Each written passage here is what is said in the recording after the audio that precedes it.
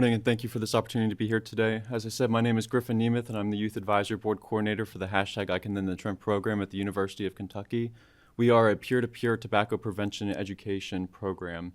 Our college facilitators travel across Kentucky to elementary, middle, and high schools, and we educate students. Yeah, some of it still sticks. I was planning to go into medicine, but when I shadowed in the UK ER for some odd 100 plus hours, I loved it. I loved everything about it, except the fact that most of my shadowing hours were 11 p.m. to 8 a.m. And so that didn't make for a very ideal work schedule. And then I took a class that was pharmacology related. It was about drug development and some problems in the pharmacy world. And I gave presentations on the opioid use crisis, on the antibiotic resistance crisis, and that helped lead me into pharmacy. I think everybody wants to change the world, right? Some maybe more than others. So I hope I can have some sort of impact on patient care, right? That's why we all go into pharmacy for one reason or another. But I still have no idea exactly where I want to go. I think my work's probably shaped that for me a little bit. I received a job posting from my undergraduate program director, and it was for Youth Advisory Board Coordinator posting for I Can End the Trend. And then I had worked with youth all my life. I was a mentor in several positions in high school. I was a camp counselor for 4 or 5 years. So I knew the business a little bit, and I wanted to continue with that in college.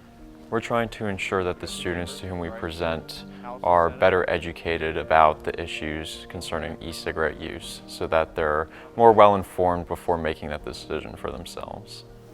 Tobacco retailers are willing to provide a certain amount of tobacco and nicotine products, and people are willing to buy a certain amount. And where that meets, that's called equilibrium. Most people don't know what's going on in terms of youth use. The youth themselves know, that's why we engage them so heavily. But a lot of public health professionals don't even know the extent.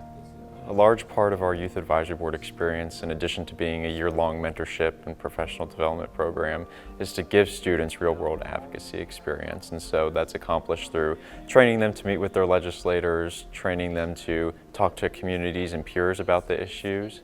We like to see students engaged at the Capitol, and so when we do our state advocacy days at the beginning of the year, we're ensuring that students have an opportunity to meet with their elected officials and get an opportunity to engage in the legislative process where they may otherwise not be able to.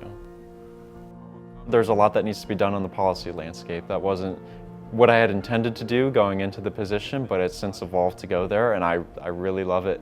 I'm hoping I can bridge that with my pharmacy education, maybe find a career out of that. So we can do as much as we want at the local level, and it's really great, it's really impactful.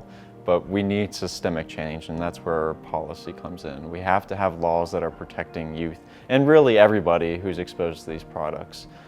I think advocacy in general is headed towards a youth focus. We know that vaping is a youth epidemic, and so youth need to be at the forefront of solving the issue. But it's hard to find adults who are willing to stand up to this issue, or that they feel like they've seen it among youth, or feel that youth are the problem. We understand that youth are not the problem. It is the marketing they've been subjected to, and it is those tactics they've been subjected to. Well, I know that I want to use my pharmacy education somehow, right? Spent 4 years, I might as well use it. But I've really gotten interested in the policy landscape, not just for tobacco, but for youth issues in general. I think it would be worthwhile to either pursue politics or a career where I can continue advocacy.